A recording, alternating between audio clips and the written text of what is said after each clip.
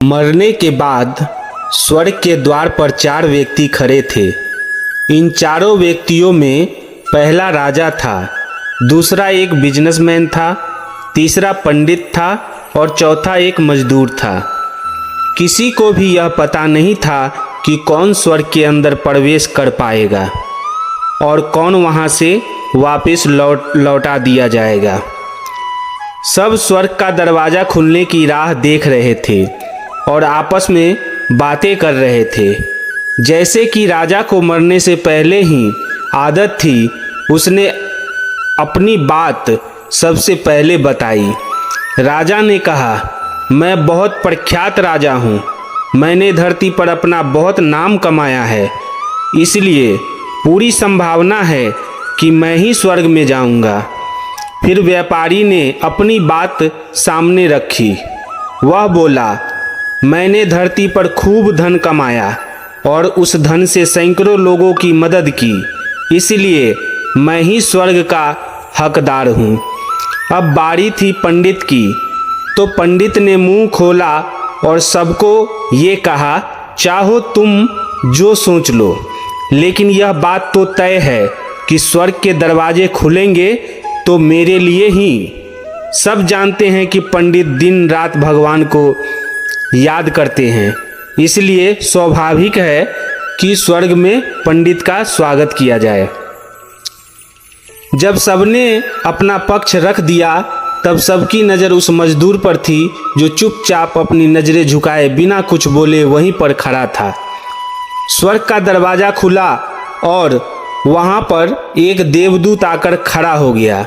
देवदूत के हाथों में एक पुस्तक थी जिसमें इन सभी के कर्मों के बारे में लिखा हुआ था।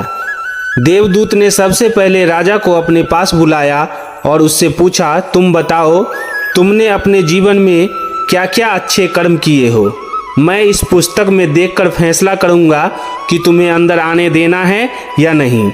राजा ने कहा, मेरा राज्य जितना बड़ा था उतना ही समृद्ध था और मेरे राज्य के सभी लोग खुशहाल थे, सभी बड़े आनंद से रहते थे। मैंने उन्हें कभी भी किसी भी चीज़ की कमी नहीं होने दी, यही मेरे अच्छे कर्म हैं। देवदूत ने अपने पुस्तक में देखा और देखने के बाद राजा से कहा, तुम सच बोल रहे हो, तुमने अपने राज्य के प्रजा की बहुत खुशहाल रखा था, लेकिन तुमने अपने राज्य की सीमा बढ़ाने के लिए जितने युद्ध किए, उन युद्ध के वजह से हजारों सैनिकों ने अपनी जान गंवा दी थी। उन हजारों सैनिकों के परिवार के दुख का कारण तुम बने थे, इसीलिए तुम स्वर्ग में नहीं आ सकते। अब बारी थी व्यापारी की। व्यापारी से जब देवदूत ने पूछा कि तुम्हारे अच्छे कर्म क्या हैं, तब व्यापारी ने उससे कहा, मैंने सैकड़ों लोगों को खाना खिलाया है, कई आश्रमों में दान किया है, कई बेघर लोगों के लिए घर बना कर दिया, यह मेरे अच्छे कर्म हैं।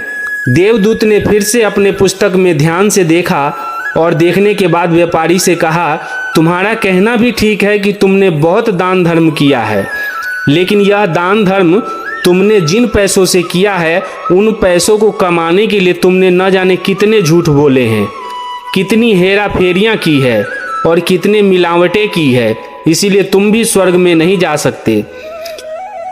जब पंडित से यही सवाल किया गया तो पंडित ने बड़े ही आत्मविश्वास के साथ कहा, मैंने अनगिनत लोगों को ज्ञान दिया है, हजारों यज्ञ और पूजाएं की है और दिन रात भगवान का जाप किया है, इससे अच्छे कर्म और क्या हो सकते हैं। देवदूत ने अपनी पुस्तक के अंदर झांक कर देखा और पंडित से कहा, आपने जितने भी लोगों को ज्ञान दिया है, उन बातों पर खुद कभी अमल नहीं किया। आपने यज्ञ पूजा या भगवान का नाम निस्वार्थ भाव से कभी नहीं लिया, इसलिए आपका भी स्वर्ग में आना प्रतिबंधित है। मजदूर यह सब देख कर हैरान था। वो अब तक जिन्हें महान समझता आ रहा था, उनकी व्याख्या स्वर्ग के दरवाजे पर आकर बदल गई थी। धरती पर जिन कामों को अच्छा समझा जाता है, उनका यहाँ पर कोई मूल्य नहीं था। यमदूत ने जब उस मजदूर को अपने पास बुलाया और इससे पहले कि वह उससे अच्छे कर्म के बारे में पूछता, मजदूर बोल पड़ा, प्रभु, मैं जानता हूँ कि मैं भी स्वर्ग में आने के लायक नहीं हूँ, लेकिन मैं फिर भी एक बार बाहर से ही स्वर्ग को झांक कर देखना चाहता हूँ। बस इससे ज़्यादा मेरी कोई इच्छा है ही नहीं, क्योंकि ऐसी इच्छा पालने के लिए मैंने जीवन में कुछ भी नहीं किया है। मैं पूरा दिन मेहनत करता और जो भी पैसे कमाता उन्हें अपने परिवार के पालन पोषण में खर्च कर देता। इसलिए दान धर्म के लिए कुछ बचता ही नहीं। लोगों की भला मैं क्या सेवा करता, क्योंकि काम के बाद जो थोड़ा सा समय मिलता उसको अपने बूढ़े माँ बाप की सेवा में बिता देता। और यह सब करने के बाद भी मैं कभी कभी मंदिर भी चला जाता और भगवान से जैसा भी मुझे दिया है उस जीवन के लिए धन्यवाद कहता। देवदूत ने अपनी पुस्तक में बड़े ध्यान से देखा और थोड़ी देर देखते ही रहा। फिर उसने मजदूर से पूछा कि तुम याद करके बताओ, तुमने कभी तो कोई अच्छा काम किया होगा। मजदूर ने थोड़ी देर सोचने के बाद बोला, हाँ मुझे थोड़ा थोड़ा याद है। एक बार मैं बहुत भूखा था और मैं खाना खाने ही बैठा था कि एक बहुत ही कमज़ोर कुत्ता जो ठीक से चल भी नहीं पा रहा था वह मेरे पास आ गया और मेरे खाने को देखने लगा। तब मैंने अपनी रोटी उसे खिला दी थी और उस दिन मैं खुद भूखा सोया था। मजदूर की बात सुनने के बाद देवदूत मुस्कुराया और मजदूर को बड़े सम्मान से स्वर्ग के अंदर लेकर गया। दोस्तों, अच्छे कर्म मोह माया लोभ लालच इन सब भाव में आकर नहीं किए जाते और ना ही उन्हें अच्छे कर्म की श्रेणी में गिना जाता है। निस्वार्थ भाव से किया गया एक भी अच्छा कर्म आपके जीवन के सारे पाप धोने की शक्ति रखता है।